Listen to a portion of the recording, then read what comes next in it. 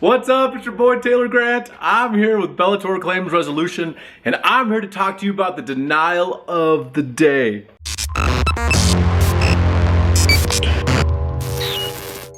Okay, so today's comes to us from John of Fort Collins, Colorado. He writes into us, "My wife and I have been customers in good standing for over 25 years. They covered 2 of our commercial properties, 2 homes, 3 cars, our family, and our boat.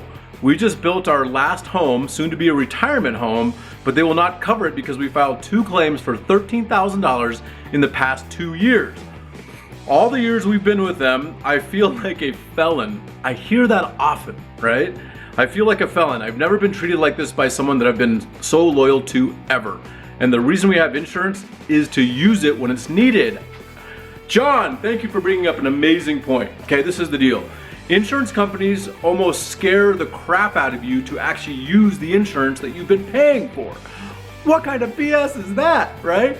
So when you need to make a claim, do so. Have somebody verify it is legitimate damage that is covered under your policy. Because if you make a claim and it's not covered under your policy, what is the point, right?